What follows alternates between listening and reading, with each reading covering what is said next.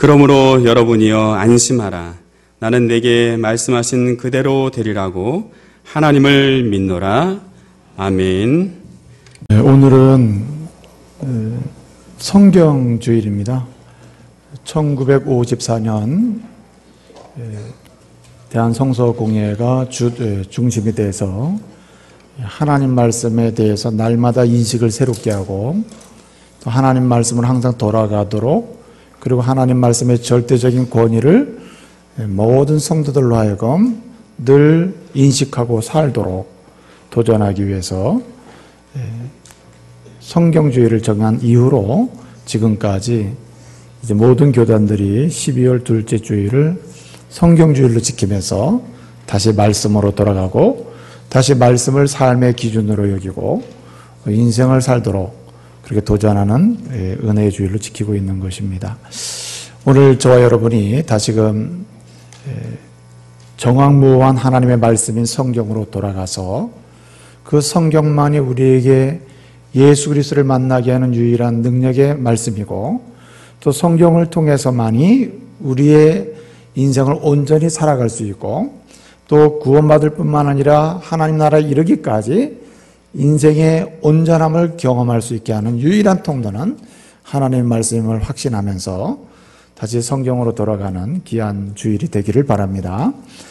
오늘 좌우 옆에 있는 분들 이렇게 축복합시다. 오직 말씀입니다. 이렇게 축복하겠습니다.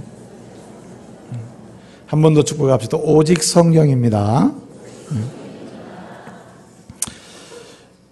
오늘 이 말씀을 통해서 우리 모두가 성경으로 돌아가고 하나님 말씀을 우리 삶의 절대적 삶의 기준으로 삼고 또 말씀만이 우리의 영혼을 풍요롭게 하고 하나님을 바라보게 하며 말씀만이 하나님의 사람으로서 사람답게 살아가도록 만드는 능력임을 다시 한번 체험하면서 말씀의 사람으로 세워지는 귀한 은혜가 있기를 바랍니다. 오늘 본문 말씀을 보게 되면 사도 바울이 이제 1차, 2차, 3차 전도여행을 마치고 예루살렘으로 올라갑니다. 예루살렘에 올라갔을 때 예수를 전하고 복음을 전하고 사람들을 복음으로 축복한다는 이유 때문에 그는 체포가 됩니다. 유대인들을 통해서 체포가 되죠. 그리고 재판권이 있는 로마 법정으로 넘겨집니다. 그래서 그는 이제 유대 지역에 총독부가 있는 가이사라라고 하는 곳으로 이제 보내지게 되고 거기서 약 한 2년 정도 구금 생활을 하게 되고 그곳에서 약 한 2년 정도 죄수의 몸으로 구금 생활을 하다가 다시 재판을 받기 위해서 백부장, 오늘날로 말하면 중대장 정도 되죠. 백부장의 호의 속에 이제 로마로 압송되게 됩니다. 이 가이사라에서 이제 배를 타고 로마로 압송되게 되는데 그때 탄 배 이름이 아드라무떼노라는 배입니다. 아드라무떼노 27장 2절을 보게 되면 그 배가 소개되고 있죠. 그래서 가이사라에서 이 아드라무떼노라고 하는 이 배를 타고 이제 로마로 향하게 됩니다. 이 배를 타고 한참 항해를 하는데 이 항해가 순조롭지가 못합니다. 여러 상황이 있었겠죠. 어려움 속에 항해를 해서 소아시아 지역의 최남단에 있는 국제항구도시가 있었는데 그 국제항구도시 이름이 뭐냐면 무라입니다. 무라라고 하는 국제항구도시에 이제 아드라무떼노 이 배가 도착하게 되고 거기서 배를 갈아타고 다시 로마로 가게 되는 겁니다. 이 무라라고 하는 도시는 한번 읽어볼까요? 성경 27장 5절 한번 다 같이 읽어보겠습니다. 27장 5절 말씀 다 같이 한 목소리로 읽어봅시다. 시작.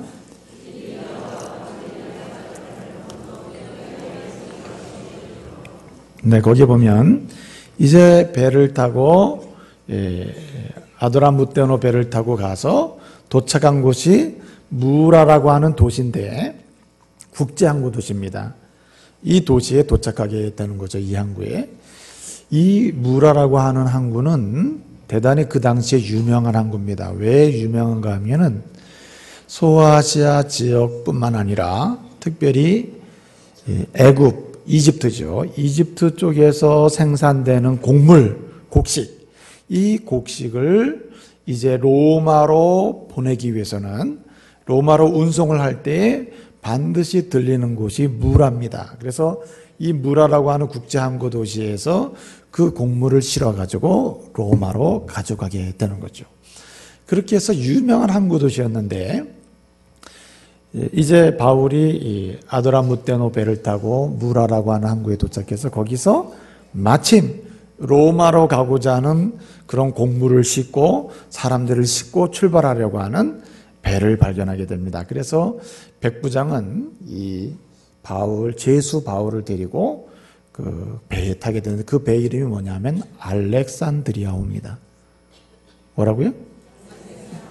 네, 한번 물어봤어요. 졸고 있지 않나?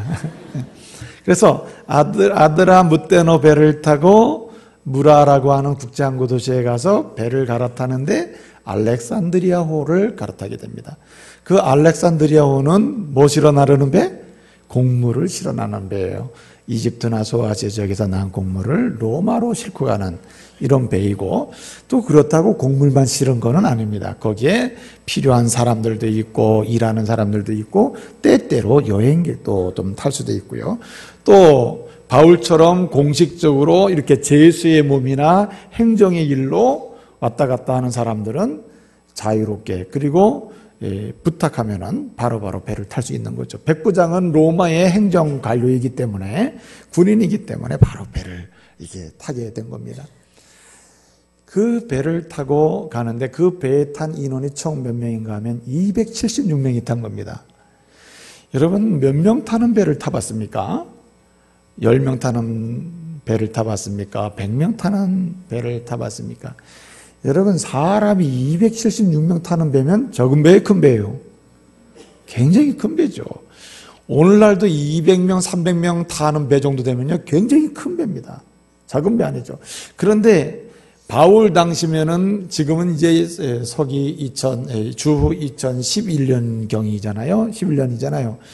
이 바울이 배를 탈 때는 주후 59년입니다. 그러니까 약 한 1800, 도대체 어떻게 되는 겁니까? 하여튼 계산을 해보시고. 그렇게 해서 그 전에 그 시대에 276명이 타는 배, 그리고 276명이 탔을 뿐만 아니라 거기에 뭐가 실려 있어요? 곡물이 실려 있는 배니까 이 배 작은 배는 아닙니다. 당시 상황으로 보면 큰 배예요, 큰 배. 이 큰 배를 타고 있던 것이죠. 그리고 이 배가 이제 무라 항구 도시를 출발을 해가지고 가게 된 겁니다. 로마를 향해서 가기 시작한 겁니다. 그런데 이 배가 로마를 향해서 가는데 이 가는 게 참 힘들어요. 예? 왜 힘들겠습니까? 그 시기적으로 바람이 많고 풍랑이 많은 시절이라 어려운 때입니다. 그래서 이 배가 가는 과정을 설명하는 단어가 한 단어가 반복적으로 3번 사용하는데, 이 단어를 3번 사용했다는 말은 그만큼 배의 항해가 그렇다는 것을 설명하는 것입니다. 자, 무슨 말을 3번 사용했을까요? 알아맞히는 분에게는 여러분이 선택하세요. 먹고 싶은 거 제가 사드릴 테니까. 자, 알아맞히는 분은 뭐 알아서 사드시고, 자 보세요. 간신히 가는 거예요. 간신이라는 단어가 3번 이 본문 텍스트에 나옵니다. 사도행전 27장에 간신이라는 단어가 3번 나오는데, 이 말은 27장 전체를 예컨대 아드라무테노 배든 지금 여기 알렉산드리아호든 그 항해 과정이 어떻다는 거죠? 너무나 힘들게 가고 있다는 것을 설명해 주고 있는 겁니다. 그래서 간신히 항해를 해서 가는데, 간신히 항해를 해서 도착한 곳이 어디냐면은 그레데 섬이라고 하는 미항이라고 하는 아름다운 항구라고 하는 그런 항구에 도착하게 됩니다. 여러분 그레데 섬은 좀 길쭉한 섬이거든요. 그리스에 속한 섬이에요. 그리스라는 나라에 속한 섬인데 그리스 나라로 봤을 때 그리스 최남단에 있는 섬입니다. 크기로 봤을 때는 큰 섬으로는. 그리스 남단에 있는 섬인데 그리스의 남단에 있는 섬 그레데 섬의 남쪽에 있는 한가운데 있는 섬의 항구가 곧 미항입니다. 그 항구 이름이 미항, 아름다운 항구라는 뜻이죠. 미항입니다. 거기에 도착을 한 겁니다. 근데 이 미항이 큰 항구가 아니라 굉장히 작은 항구이고 바람을 피하기가 만만치 않는 항구입니다. 아름답긴 하나 그렇게 안전한 항구는 아니고, 그리고 276명이 내려서 숙식을 하면서 편안하게 지낼 수 있는 그런 항구가 아니라는 말입니다. 그리고 이렇게 알렉산드리오라고 하는 공물을 싣고 276명의 사람이 탈 정도로 큰 배가 정박해서 오랫동안 있기에는 아주 불편한, 사람도 불편하고 배도 불편한 그런 항구가 미항입니다. 그런 항구에 도착을 한 거죠. 자, 거기까지 어떻게 도착했다고요? 1번 편안하게, 2번 간신히. 몇 번? 간신히 도착한 거예요. 간신히. 그래서 그 도착했는데 그 도착할 때가 시기가 어떤 시기냐면 오늘 9절 말씀에 보면은 금식하는 기간이 끝난 때라 그랬습니다. 이 금식하는 기간은 유대인들의 절기로 따지는 건데 대속죄일을 가리킵니다. 대속죄일은 뭐냐면 자신의 삶을 돌아보고 오직 하나님의 은혜만이 자신의 죄를 사해 줄 수 있다고 하는 이런 고백 속에서 절기를 지키는 거예요. 그래서 금식하며 지킵니다. 그래서 이 대속죄일 금식 절기가 끝나면 이 지키는 그 계절이 양력으로 따지면 9월 한 20일경 되는데, 바울이 항해할 당시, 미항이라고 하는 항구에 도착할 당시에 이 금식의 절기가 끝났을 때는 AD 59년 10월 5일경입니다. 그러니까 9월 달을 마감하고 10월 달로 접어든 때입니다. 왜 금식하는 절기가 끝났다는 것을 강조하겠습니까? 이후로 바다 항해가 힘들다, 쉽다? 어렵다는 것을 설명하는 겁니다. 왜냐하면 제가 지난주에도 말씀드린 적이 있는데 지중해 연안은 10월 달이 시작되면 겨울이 시작되는 겁니다. 그리고 10월부터 그 다음에 길게는 4월, 짧게는 3월까지 뭐가 힘들어요? 바다 항해가 아주 힘든 상태입니다. 그러니까 미항에서 도착하고 머물 때 금식의 절기가 끝난 때이므로 여기서 더 항해를 한다는 것은 거의 죽는 것과 마찬가지다. 죽기를 작정한 것과 마찬가지. 그러니까 안 가야 된다는 말이죠. 그래서 백부장도 선장도 손주도 모두 이런 마음을 갖습니다. 이제는 로마로 가는 항해는 힘들다. 이젠 여기서 멈춰야 된다. 그런데 문제가 생긴 것입니다. 이 미항에서 멈춰 있기에는 모두가 뭐예요? 불편한 거예요. 큰 배가 정박하는 것도 불편하고 276명의 사람들이 내려서 먹고 자고 숙박을 하면서 몇 개월이라고 하는 계절을 나야 되는데, 겨울을 나야 되는데 어려운 거예요. 그래서 선장과 선주는 이 미항이라는 항구를 떠나서 그레데 섬 해안가를 따라서 65km 조금 더 올라가면 베닉스라는 항구가 있습니다. 베닉스라는 항구는 미항보다는 크고 그리고 사방으로 바람을 막아줄 수 있는 안전한 항구예요. 그래서 선장과 선주는 우리가 여기서 겨울을 할 것이 아니라 어디로? 65km만 올라가면 되니까 베닉스 항구로 가자, 이렇게 얘기를 하는 거죠. 그때 하나님의 사람 바울이 뭐라고 얘기합니까? 아닙니다. 조금 불편하고 머물기가 조금 어렵고 큰 배가 정박해서 있기는 조금 불편할지라도 우리가 여기서 겨울을 나는 것이 우리 모두에게 안전합니다. 만약에 여기서 배를 출발해서 65km 되는 지점에 베닉스 항구로 가겠다고 해서 출발하면 우리는 배도 잃게 되고 생명도 위협을 당하게 되고 이 배에 실은 곡물뿐만 아니라 우리의 재산도 손해를 보게 될 겁니다. 그렇게 얘기를 하는 거죠. 자, 그때 키를 누가 가지고 있습니까? 결정권을 로마의 행정관이요 군대 장관인 바로 백부장이 가지고 있는 거거든요. 자, 백부장이 누구의 얘기를 들었을까요? 여러분 같으면 바울의 이야기를 듣겠습니까? 아니면 선장이나 선주의 이야기를 듣겠습니까? 여러분 믿음이 좋으니까 난 바울 얘기 들을 겁니다. 그렇게 생각하겠습니다만은 이렇게 생각해 보세요. 김미열 목사가 있고 오랫동안 배를 이제 항해를 하고 배를 운행한 선장과 선주가 있는데 바다를 갈 거냐 말까? 내 말 듣겠어요? 선장 말 듣겠어요? 솔직해야지 사람이. 선장 말 듣죠 당연히. 그래서 이 백부장이 가만히 얘기를 들어보니까 바울 말 듣다가는 고생만 하게 생겼다 이거죠. 차라리 미항이 65km 정도 짧은 거리니까 해안가를 끼고 가는 게 낫겠다 싶은 거죠. 그래가지고 선장과 선주의 말을 듣고 배를 출발시킨 겁니다. 65km면 아무리 느린 배라도 한 5시간 정도면은 갈 수 있는 거리 아닙니까? 좀 빨리 가면 3시간. 그죠? 또 조금 더 뭐 가면은 한 4시간 정도 잡으면 가지 않겠어요? 그래서 3시간에서 5시간이면 배로 가니까 그럼 해안가 따라가면 편안하게 생각했을 거예요. 그렇게 해서 가게 된 겁니다. 그런데 오늘 말씀을 보게 되면 기록한 상황을 보게 되면 출발한 지 채 한두 시간도 지나기 전에 바로 뭐가 물어왔어요? 광풍이 몰아친 겁니다. 여러분 그레데 섬은요 마치 무슨 섬과 비슷하냐면은 제주도 있죠. 제주도는 좀 둥그렇지만 그레데 섬은 길쭉한데 비슷한 건 뭐냐면 중간에 큰 산이 있다는 거예요. 큰 산이. 제주도 중간에 산이 있잖아요. 한라산. 근데 이 그레데 섬에 큰 산인데 이 산의 이름이 뭐냐면 이다산이라고. 이다 마운틴. 이다산이라고 그래요. 이다산. 이다산이 중간에 있는데 큰 산이에요. 높이가 해발 2100m예요. 굉장히 높은 산이죠. 그죠?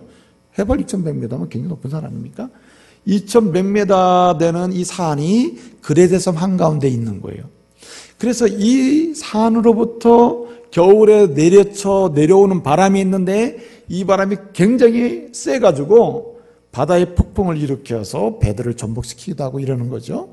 근데 때마침 그런 강풍이 분 겁니다. 오늘 본문은 유라굴라 강풍이 불었다 그랬죠. 아주 세차게 몰아치는 강풍이 불어가지고 상황이 어떻게 됐습니까? 항해가 어떻게 더 간신히 가게 된 거예요. 가긴 가는데 더 간신히 가게 된 거죠.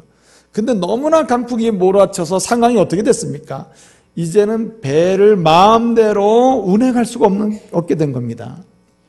이다산에서 몰아치는 그 강풍에 의해서 일어난 강풍은 배를 해안가로 들어가게 하는 것이 아니라 점점 어디로 보내요? 섬으로부터 멀리 바다 한가운데로 자꾸 보내버리는 거죠. 여러분 이런 찬송 아세요? 멀리 멀리 갔더니 피곤하고 고나며 외롭고도 괴로워 정처 없이 다니니. 그래가지고 그렇게 인생을 항해로 비유했을 때 하나님과 무관한 인생은 그렇게 멀리 떠나가는 거거든요. 바다 한가운데 고생을 하는 거죠. 지금 하나님의 사람 바울의 말을 듣지 않고 선장과 선주의 말을 들은 상태에 결정해서 가는 가운데 이제는 점점 이 배가 해안가로부터 멀어지는 거예요. 자꾸만 가서 어디로 가요? 바다 한가운데로 밀려가는 겁니다. 이제는 마음대로 작동이 되지 않는 것입니다. 그래서 이 사람들이 어떻게 합니까? 연장을 다 사용하는 거예요. 연장은 2가지 연장이 있어요. 고대배에서는. 하나는 돛이고 하나는 닫힙니다. 돛은 바람을 따라서 가게 만드는 것이죠. 근데 지금 바람이 자꾸만 바다 한가운데로 가게 하니까 돛을 내렸고 또 바다 한가운데로 들어가게 되니까 더 가지 못하도록 닻을 던져가지고 움직이지 못하게 하는 것이죠. 그리고 이것도 모자라서 어떻게 합니까? 큰 배니까 옆에 뭐가 붙어 있습니까? 구명정이 붙어 있거든요. 구명정. 오늘날처럼 뭐 그런 구명정은 아니지만 거룻배입니다. 그 당시에도. 조그만 배가 큰 배 옆에다가 잔뜩 붙여놨거든요. 그 배를 붙여놓은 겁니다. 근데 그 배를 그냥 두면 다 파손되기 때문에 어떻게 합니까? 다 배에서 끌어올리는 거, 배 위로. 예? 말씀 한번 읽어볼게요. 16절 다 같이 읽어보겠습니다. 16절. 시작. 가우다라는 작은 섬 아래로 지나 간신히 거루를 잡아 끌어올리고 했죠. 여기 간신히 거루라는 말은 뭐냐면 작은 나룻배입니다. 나룻배. 구명정을 가리키는 거예요. 그 구명정이 배 주변에 이렇게 붙여놨는데 이급할 때 쓰도록 파도가 치면 다 부셔지니까 그 배를 다 배 위로 끌어올리는 겁니다. 어떻게 끌어올려요? 편안하게? 간신히 끌어올리는 간신히. 이 상황을 여러분 잘 기억해 보세요. 간신히 끌어올려. 그래도 안 되는 겁니다. 그러니까 어떻게 합니까? 그 당시에 배는 목선입니다. 목선이기 때문에 파도가 치고 그러면은 어떻게 하냐면은 밧줄을 사용해 가지고요. 이게 배라고 쳐보세요. 자, 눈 뜨세요. 배라고 생각해 보시고 어떻게 하냐면은 이 배 주위에다가 밧줄을 이렇게 붙들어 매는 겁니다. 왜냐하면 파도가 치면 삐걱삐걱 그러면서 이게 틈이 생기고 벌어지거든요. 그 밧줄을 붙들어 매 가지고 꼼짝 못하게 만드는 거예요. 그래서 틈이 생기지 않게 하는 거예요. 이것도 모자라서 어떻게 합니까? 가로로 하는 거죠. 배 이쪽에서 이쪽으로 또 끈을 둘러 매는 겁니다. 이렇게 꼼짝하지 못하도록. 그래서 배를 안전하게 지키려고 몸부림을 치고 있는 장면이 오늘 여기 나옵니다. 그리고 또 이 큰 배에 정말 파도가 치면 큰 문제가 뭐냐면 그냥 막 휩쓸려서 가다가 모래 있죠. 바다에는 모래 언덕이 있는 경우가 있거든요. 모래로 인해서 언덕이 바닷속에 생긴 경우가 있는데 거기에 걸리면 그냥 파손되든가 꼼짝하지 못하게 되잖아요. 꼼짝하지 않은 상태에서 파도가 치면 어떻게 됩니까? 그냥 파손이죠. 이 모래 언덕을 뭐라고 부르냐면 스르디스라고 불러요.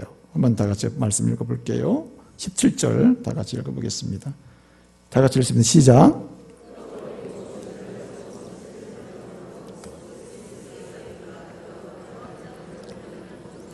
여기 스르디스는 모래 언덕, 모래턱이거든요. 그래서 이것을 피하기 위해서 몸부림치고 닷을 던지고 합니다. 그럼에도 불구하고 이 상황은 간신히 견디고 있는데 어떻게 해요? 계속 쫓겨가는 겁니다. 쫓겨가요. 원치 않는 방향으로 쫓겨가는 것이에요. 이게 오늘의 상황입니다. 그리고 어떻게 됐습니까? 하나님은 바울을 통해서 말씀하시고 배는 파손될지라도 여기 실려있는 276명의 사람은 다 어떻게 하나님이 살려주리라고 말씀하죠. 그리고 바울이 이 말씀을 선포하고 그들에게 뭐라 합니까? 안심하라. 나는 믿는다. 피스티오. 나는 믿노라. 나는 하나님을 믿노라. 피스 어떤 하나님이냐? 말씀대로 되게 하신 하나님을 믿노라. 할렐루야. 그렇게 이야기를 함으로 끝을 내게 되는 것입니다. 여러분 보십시오. 인생은 두 종류의 인생이 있습니다. 오늘 여기 말씀을 통해서 보면은 인생을 살아가는 여정을 보면 두 종류의 인생을 나눌 수 있는데 하나는 따라해 봅시다. 몰리스 인생. 이 몰리스 인생인데 이 몰리스라는 말은 헬라어로 간신이라는 말입니다. 간신히. 인생을 살아가는데 간신히 살아가는 거예요. 20대도 간신히, 30대도 간신히, 40대도 간신히 견뎌요. 죽지 않고 간신히 살아가는 거예요. 40대도 간신히 살고 이제 50대 좀 되려면 또 50대도 간신히 견디고 50대 좀 살 것 같아서 이제 일어날 것 같으면 60대는 잘 되겠구나 하는데 60대도 또 간신히 가고 70대도 간신히 가고 그래서 간신히 겨우 명맥을 유지하다가 인생 마치는 사람이 있다 이 말이죠. 여러분의 인생은 어떻습니까? 오늘 여기 말씀은 276명의 사람들이 있는데 276명의 사람들 중에 바울을 제외한 275명은 어떤 사람들이냐? 어떤 인생을 살고 있는 사람들이냐? 무슨 인생? 몰리스 인생이라. 몰리스 인생. 그래서 그들이 타고 가는 인생 여정을 설명하는 단어가 몰리스예요. 몰리스. 그래서 7절을 보게 되면 이 배가 더디가 여러 날 만에 7절 어떻게? 니도 맞은편에 이르는데 어떻게 도착해요? 간신히 도착하고 오늘 8절에 보니까 간신히 그 연안을 지나 미항에 도착했다 그랬어요. 여러분 인생은 마치 바다를 항해하는 그런 배와 같아요. 그런데 그 인생 바다를 항해하는 가운데 어떤 사람은 간신히 한 항구에서 한 항구로 이어지고 한 섬에서 한 섬으로 이어지면서 그러다가 어떻게 됩니까? 이 간신히 몰리스의 인생의 마지막은 따라하세요. 파손. 파선이라요, 파선. 여러분, 어떤 사람이 몰리스 인생을 삽니까? 어떤 사람의 인생이 몰리스 인생이요? 겨우겨우 뭔가 될 것 같으면 이제 막 일어나려고 하면 또다시 다운되고, 또 뭔가 되올 것 같으면 이제 또다시 침체되고, 뭔가 될까 또 실패하고, 또 뭔가 일어날 것 같으면 또 넘어지고, 이런 인생, 몰리스 인생을 누가 삽니까? 어떤 사람이 이런 인생 삽니까? 하나님보다 사람을 의지하는 사람이 이런 인생을 살고, 그리고 하나님의 말씀보다 사람의 경험을 의지하는 사람의 인생의 결국이 몰리스 인생이요, 그 결국은 인생 파산이라. 여러분 보십시오. 오늘 미양에서 선택을 해야 합니다. 우리가 계속 갈 것이냐, 아니면 이 미양이라고 하는 섬에서 겨울을 날 것이냐. 이 주도권과 결정권을 지금 백부장이 가지고 있어요. 백부장은 두 부류의 사람의 이야기를 듣습니다. 하나님의 사람 바울의 얘기를 듣고, 또 한편에 선장과 선주의 이야기를 들어요. 누구의 이야기를 선택했습니까? 그는 선장과 선주의 이야기를 듣죠. 자, 왜 그렇습니까? 사람은 흔히 이런 얘기를 합니다. 내가 경험한 것만 확실하다고 얘기해요. 한 시대를 풍미했던 철학의 사조가 경험주의 철학인데, 이 경험주의 철학은 내가 보고 만지고 그리고 경험하지 않은 것은 참 지식이 될 수 없다는 말입니다. 자기의 모든 인생의 결정 과정에서 결정적으로 기준이 될 수 있고 능력이 될 수 있는 것은 내가 경험한 것만이 진리라고 생각하고 삶의 기준이 될 수 있다고 생각하는 그런 철학이 경험주의 철학이고, 경험을 의지하는 사람들의 삶의 여정인 거예요. 여러분, 몰리스 인생이란 경험을 의지하는 것이고 사람을 의지하는 것이고, 사람의 경험을 삶의 기준으로 삼아서 인생의 선택과 결정을 반복하며 살아가는 사람들. 여러분 보세요. 인생이란 변합니다. 경험도 변하고 시대도 변해요. 모든 게 다 변해요. 변하는 것을 삶의 기준으로 삼는 한 그 결국이 뭐가 남겠어요? 파선만이 남는 겁니다. 파선만이. 오늘 백부장이 참 얼마나 바울이 이야기를 했겠어요. 예? 얼마나 진지하게 얘기했겠냔 말이에요. 여기 9절을 보게 되면 바울이 그들에게 뭐 했다 그랬어요? 바울이 그들을 권하여라고 했어요. 권하여. 예? 권했다 그랬어요. 여기 권했다는 말은, 백부장님 지금 이 상황이 이러니까 가지 마세요. 안 가는 게 좋겠습니다. 내 생각은 그러니까 잘 생각해 보세요. 예의를 갖춘 말로 이렇게 할 수 있겠죠. 그런데 권하여, 이게 피레네이라는 말이거든요. 피레네이. 이 피레네이라는 말은 무슨 말이냐면, 그냥 한번 예의를 갖춰서 내 생각에는 지금 안 가는 게 좋습니다. 가면은 힘들 것 같아요. 그러니까 잘 생각해 보시고 알아서 결정하십시오. 결정하는 대로 난 따르겠습니다. 그런 얘기가 아니에요. 오늘 9절 말씀에서 지금 가면 안 됩니다. 이 말은 백부장을 가로막고 얘기하는 거예요. 지금 절대 가면 안 돼요. 지금 가면 끝나는 겁니다. 파선이에요. 이런 인생 살면 안 됩니다. 절대 안 되는 거예요 하면서 막 막는 거예요. 그래서 어떻게 해요? 계속 얘기하는 거, 계속. 예? 계속 미완료 과거형이라 하거든요. 이거를 계속 얘기하는 겁니다. 한 번 얘기 끝나는 게 아니라 어떻든 듣든 안 듣든 계속 얘기하는 거예요. 지금 가면 안 된다고. 예? 그런데도 불구하고 백부장이 누굴 듣습니까? 선장과 선주 얘기를 듣는 거죠. 그들은 수십 년 동안 인생 전체를 거쳐서 바다에서 살았고 항해를 했으며 그 큰 배를 로마까지 왕래하면서 운행할 정도의 기술과 능력을 가지고 있고 경험을 가지고 있으니까 그들의 경험에 대한 신뢰도가 얼마나 높겠어요. 바울은 그 경험을 의지한 겁니다. 여러분, 그러나 경험은 오늘 기준이 될 수 있을지 몰라도 내일은 변합니다. 예? 계속 변하는 거예요. 시대는 변하고 상황은 변하고 그리고 경험도 변합니다. 오늘의 기준이 될 것 같이 보이지만 내일은 기준이 될 수 없는 것. 왜? 모든 게 변함으로 기준이 될 수 없다 이 말이죠.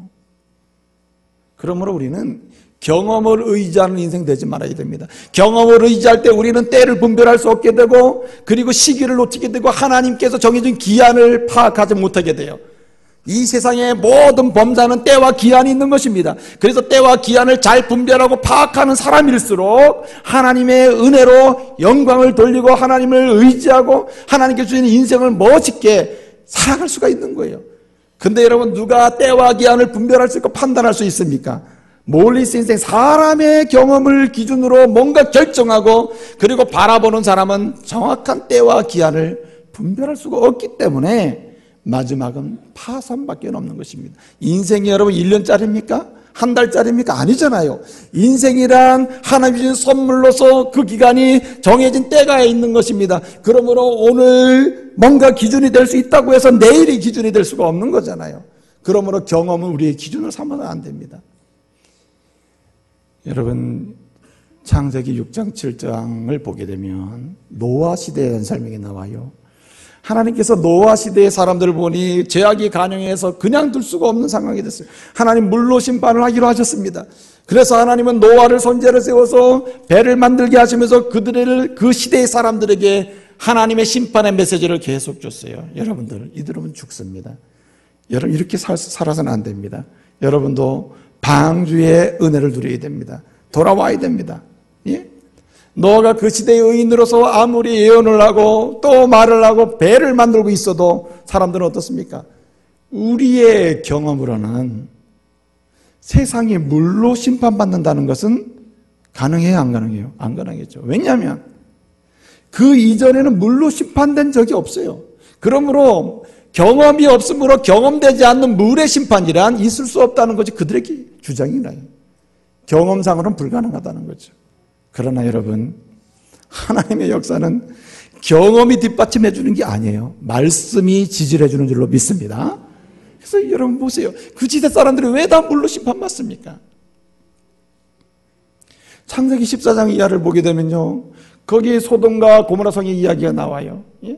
왜 롯의 사이들은, 롯과 롯의 두 딸은 다 살아나요. 롯의 두 딸이 결혼해서 거기 남편도 있고 다 같이 살았어요, 소돔성에. 그런데 왜 하나님의 은혜로 그런 복음을 빨리 나가야 산다고 하는 복음을 듣고도 그들은 왜 롯의 사이들, 두 딸의 남편들은 살아나지 못하고 그 성에서 그냥 죽습니까? 왜 그래요? 그들은, 롯의 사이들은 뭘로 여겼습니까? 농담으로 여겼어요. 농담으로. 왜 농담으로 여깁니까? 이 성이 불로 심판을 받는다는 게 가능한 얘기입니까? 말씀드렸죠. 지금까지 불로 심판을 받는다는 경험을 해보지 않았고 그 경험이 우리에게 없으므로 그러한 경험을 한다는 것은 생각지 못하는 거죠. 경험을 의지하는 사람들은 자기가 경험하지 않는 불의 심판에 대해서 그들은 인정할 수가 없었던 것입니다. 그러니까 경험을 따라가니까 어떻게 됩니까? 그들은 불의 심판을 받고 파선이 되는 거죠. 사랑하는 성도 여러분, 여러분이 지금 오늘 성경주의를 맞이해서 우리의 인생이 혹시 몰리스 인생, 나의 경험이나 세상의 경험이나 경험적 지식에 의지해서 인생을 살고 있지 않는지 다시 한번 돌아볼 수 있기를 바랍니다. 생각해 보세요. 우리의 인생 여정이 다시 한번 하나님이 주시는 은혜 가운데 믿음으로 승리하기 위해서는요, 명목상의 신자가 돼서는 안 돼요. 오늘날 수많은 그리스도인들이 하나님의 교회에 적을 두고 있어요. 그리고 교회를 다닌다고 하고 있습니다. 그러나 많은 사람들이 무엇을 의지합니까? 자신의 경험과 자신의 지식을 의지해서 살아감으로 어떻습니까? 그리스도 안에서 구원받은 자임에도 불구하고 겨우 저는요, 안타까울 때가 참 많아요. 참 말씀으로 돌아오면 될 것 같은데, 예? 믿는다고 하면서 그 믿음이 말씀을 따라가지 않는 그런 믿음에 서 있어서 어떻게 해요? 계속 쓰러졌다, 넘어졌다. 그래서 제가 보면은 이제는 하나님께 돌아와서 하면 되겠는데 싶은데 될 것 싶으니까 또 어떻게 합니까? 또 경험도 의지하는 거죠. 그러니까 또 쓰러지고 또 넘어지고 또 쓰러지고 얼마나 안타까운지 몰라요. 사랑하는 성도 여러분, 몰리스 인생에서 벗어나는 은혜가 오늘 이 시간에 있기를 바랍니다.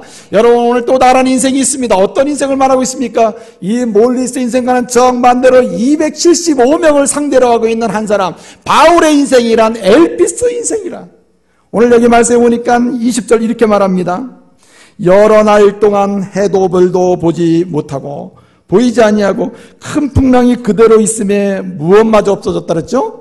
구원의 여망마저 없어졌다 그랬습니다. 여러분, 종종 산송장이라는 말을 쓰죠. 오늘 여기 275명이 경험을 의지하고 그리고 인생을 살다 보니 파선이 오게 되는데 인생 파선은 배가 파손됐다고 파손된 게 아니에요. 배가 파손되기 전에 심령이 파손되고 영혼이 파손되는 게 그게 파손이죠. 오늘 그 파손을 어떻게 설명하고 있습니까? 구원의 여망마저 없어졌다 그랬어요. 그 말은 뭡니까? 마지막으로 그 심령과 영혼 속에 남아야 될 소망마저 없어졌다면 그것은 살아있으나 뭐한 자예요? 죽은 자죠. 산송장이라요. 얼마나 비참합니까? 그 마지막의 모습이 뭐예요? 배가 파손되는 끝나는 거죠. 오늘 왜 이 본문 말씀은 구원의 여망마저 없어졌다고 했을까요? 그 여망이라는 것을 가지고 있는 한 사람이 있다는 것을 강조하는 겁니다. 누가 가지고 있습니까? 바울이 가지고 있다는 말이죠.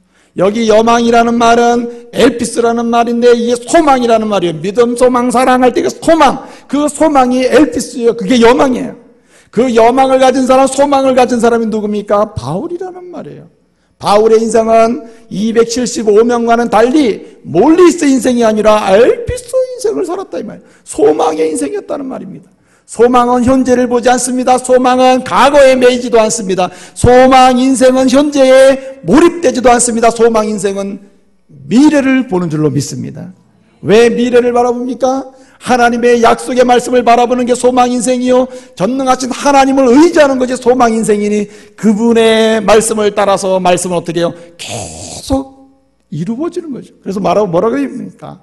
275명의 사람들에게 나는 믿노라, 하나님이 말씀하신 대로 나는 믿노라, 그대로 될 줄로 믿노라고 하고 있어요. 하나님은 이 소망의 사람 한 사람을 통해서 275명에게 선포해요. 너희는 절대 죽지 않아. 배는 파손되고 재물은 다 잊어버릴지라 너희 생명을 나의 하나님이 살리신다고 얘기해요. 한 사람, 엘피스 인생, 소망 인생을 사는 사람은 275명을 살려내는 거예요. 다 살아나잖아요. 여러분, 이 엘피스 인생, 소망 인생은 어떤 인생입니까? 하나님 바라보는 인생이에요. 제가 이 말씀을 준비하면서 387장 멀리 멀리 갔더니 차량하고 오나 그 찬송 2번 불렀어 어젯밤에. 부르면서 은혜 참 많이 받았어요. 슬프고도 외로워 정처 없이 다니네. 자, 그 다음에 어떻게 해야 됩니까 여러분? 이러한 몰리스 인생에서 벗어날 수 있는 방법이 뭡니까 여러분? 엘피스 인생으로 가는 방법이 뭐예요? 예수 내 주여 지금 내게 오셔서 떠나가지 마시고 어떻게 해요? 나와 함께 하소서. 할렐루야. 그래서 엘피스 인생은 예수를 바라보는 거예요. 나를 구원하신 예수를 바라보고 그분의 말씀은 내 인생 가운데 반드시 응답된다고 하는 믿음으로 사는 것이 엘피스 인생이라. 그래서 몰리스 인생에서 엘피스 인생으로 가기 위해서는 이 엘피스 인생이 의지하는 것, 그것을 붙잡아야 돼. 그것이 무엇입니까? 말씀인 것입니다. 성경을 붙잡아야 되는 거예요. 저는 어제 이제 돌잔치를 갔다 왔거든요. 어제 가까운 곳에 아주 좋은 음식점이 있는데 7층에 이전에는 큰 음식점이었는데 그 음식점이 사라지고 잔치만 하더라고요. 토요일에 무슨 예약 손님 받아가지고 가는데.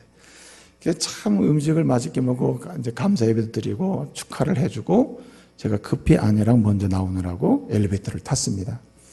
엘리베이터를 탔는데 그때 마침 엄마, 아빠, 딸 둘인가 셋인가 같은 4-5명의 한 가족이 탁 탔습니다. 타면서 그 남자분이 하는 얘기가 이렇게 얘기해요. 아, 여기 음식 좀 해놓은 줄 알았더니 뭐 돌잔치만 하고 있네.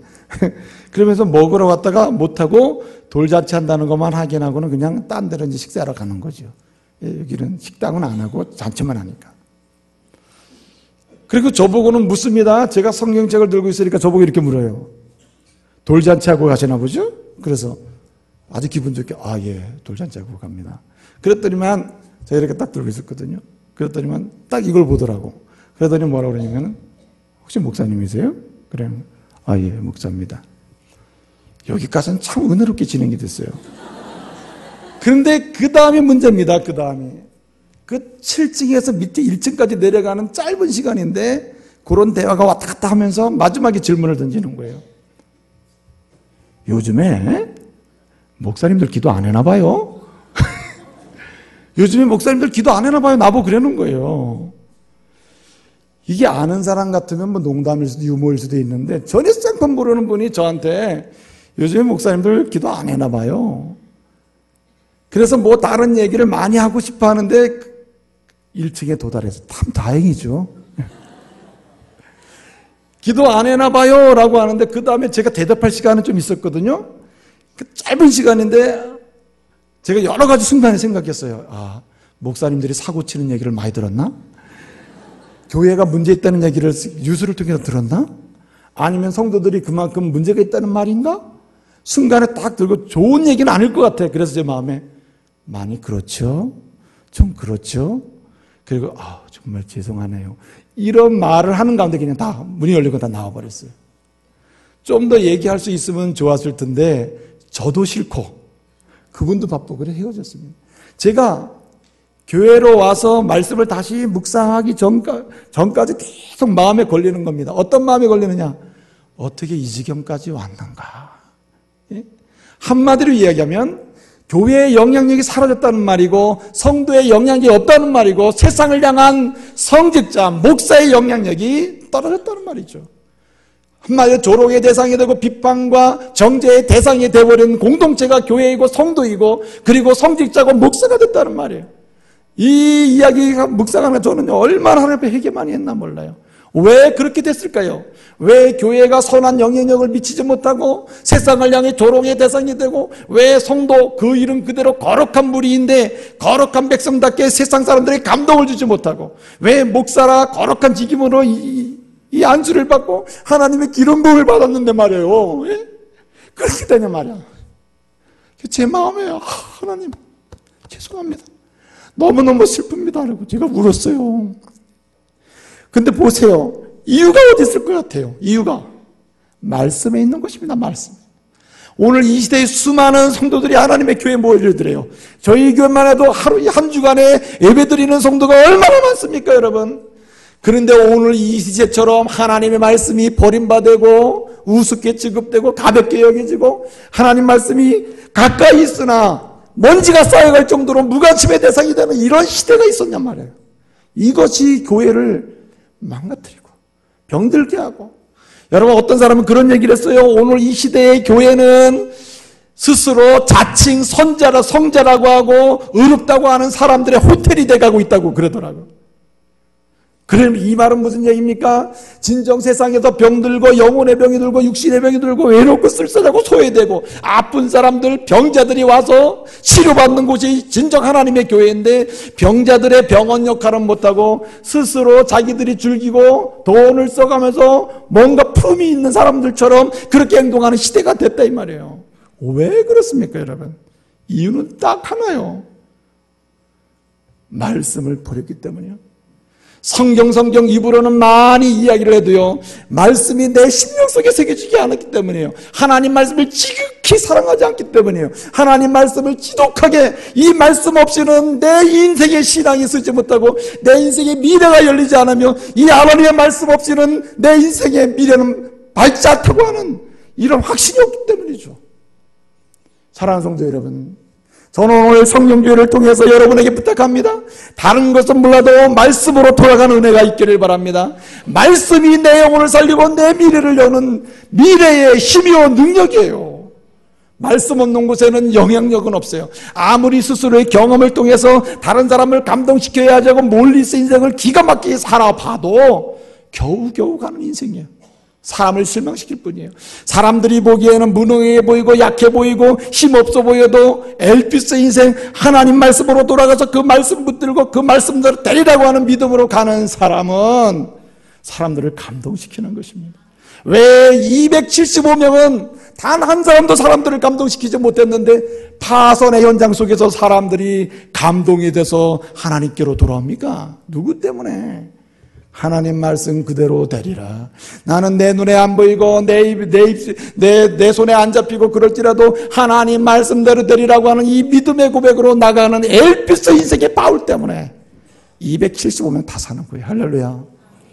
이 민족이 5천만입니까? 5천만을 살릴 수 있는 사람은 바울처럼 엘피스 인생을 사는 주의 종들임을 믿으시길 바랍니다. 성도가 영향력을 회복하면 달라져요. 조국도 달라져요.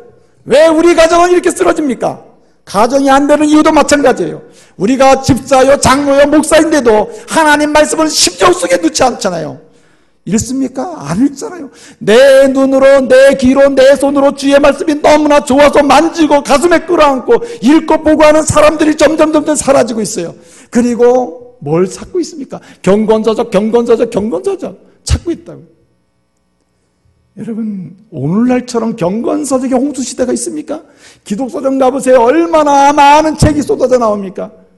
경건서적은 읽어도 성경은 사모하지 않는 시대, 경건서적을 통해서 좋은 말은 할 줄 알아도 성경 말씀을 암송하지 못하는 시대, 이 시대가 병든 시대예요. 영향력이 없는 시대예요. 가정도 병들고 교회도 병드는 거예요. 갈 길을 잃어버리게 되는 거예요. 제가요, 존경하는 스승이 두 분이 계세요. 제가 존경하는 선생님, 교수님 두 분이 계시는데 그 한 분이 한춘기 교수님이라는 분이에요. 제가 대학을 졸업하고 대학원에 입학을 하게 됐습니다. 그 기독교 교육학을 공부하게 돼서 그분이랑 자주 교제를 하게 됐는데 하루는 그 교수님실을 찾아갔습니다. 목적은 다른 데 있었는데 찾아가서 어떤 책을 읽어야 좋습니까? 기독교 교육학을 잘할 수 있으며 성도들을 잘 양육할 수 있는 그런 훈련을 할 수 있겠습니까? 질문을 했습니다. 좋은 책을 소개해달라고. 그럼 일반적으로 선생님들은 이 책 읽으셔, 저 책 읽으셔 하지 않습니까? 그런데 그분이 아주 중요한 말을 했어요. 많은 경건서적이나 기독교 교육학 서적을 읽는 그 서적의 사람이 되지 말아라. 오직 다른 것은 못 읽고 딱 한 권의 사람이 되라. 무슨 책? 성경의 사람이 되라. 성경의 사람. 할렐루야. 성경의 사람, 성경을 읽는 사람, 성경을 사모하는 사람, 성경을 가슴에 품고 그 말씀으로 교육을 해보려고 하는 사람, 성경을 가슴에 품고 그 사랑해서 그 말씀을 가지고 성도를 양육하려고 하는 사람, 그런 사람들이라는 거예요. 다른 책, 많은 책의 사람이 되기 전에 먼저 무슨 사람? 한 권, 유일한 하나님의 말씀이 성경의 사람이 되라는 거예요. 이것이 사는 길이라는 말이죠. 목회자답게 사는 길, 성도답게 사는 길. 그래서 영향력을 미치고 엘피스의 인생으로 하나님 나라를 낙장하고 예수 그리스도의 십자가를 곳곳에 세워놓는 사람은 누군가? 말씀의 사람이에요. 초대교회가요, 왜 그렇게 힘도 없고 무능하게 보였는데 로마 제국을 뒤집어 엎어서 하나님의 영광을 선포하는 그런 공동체로 한 시대를 가게 만들어 놓습니까? 무슨 영향력이 있었길래? 힘이 있었어요? 돈이 있었어요? 명예가 있었어요? 아무것도 세상적인 조건은 가진 게 없었잖아요. 초대교인들이. 뭘 가지고 했습니까? 오직 말씀이에요. 할렐루야. 오직 말씀이에요. 성령의 감동하심을 통해서 주신 복음의 능력과 그 말씀이요. 성경 붙드는 한 여러분 절대 실패하지 않습니다. 성경 붙드는 한 절대로 망하지 않습니다. 성경 붙드는 한 그 인생 절대로 아름답게 끝날 줄로 믿습니다. 성경 붙드는 한 겨우 간신히 살다가 쓰러지는 인생 되지 않습니다. 성경 붙드는 한 마치 우리 눈에 보이는 파선의 현장에서도 하나님의 역사하시는 거룩한 완성의 역사를 보게 될 것이고, 피난처 되시는 하나님께서 우리에게 수없이 많은 멜리의 섬을 제공해 주실 것입니다. 멜리의 섬으로 276명이 다 올라가 살잖아요. 배는 망겨졌지만 이 멜리의 섬의 이름이 뭡니까? 피난처라. 피난처. 하나님은 오늘 이 시대에도 저와 여러분에게 말씀을 붙들고 엘피스 인생을 살아가는 사람들에게 때를 따라 이 시대의 멜리의 섬 피난처 주실 줄로 믿습니다. 여러분 다시 한번 시작하십시다. 신앙생활을 다른 사람들이 들려주는 이야기, 그것에 기초하지 마세요. 옛날에 누가 그랬는데 신앙생활 이렇게 했대, 그것에 기초하지 마세요. 옛날 이야기도 아니고 미래 이야기도 아니고 오직 말씀 붙들고 오늘 우리의 신앙을 다시 세우시기를 말씀으로 축복합니다. 주님께서 축복하실 줄로 믿습니다. 기도하겠습니다. 은혜로우신 아버지 하나님, 감사 찬송 영광 돌려드립니다. 참 이 시대가 믿노라 하면서 말씀을 버린 시대가 되었습니다. 이 시대가 주님을 의지하노라 하면서 오히려 경험과 자기의 지식을 주장하는 시대가 되었습니다. 아버지 하나님, 다시 말씀으로 돌아가서 이제 몰리스 인생을 청산하고 이제 엘피스 인생으로 세움을 받는 하나님의 사람들 다 되게 하여 주셔서 나 때문에, 바울 때문에 275명이 살았던 것처럼 나 때문에 다시 그리스도의 은혜 가운데로 내 가족이 들어오고 이 조국이 들어오고 그리고 세계가 돌아와서 하나님의 영광을 보는 역사가 있게 하옵소서. 예수님의 이름으로 기도합니다. 아멘.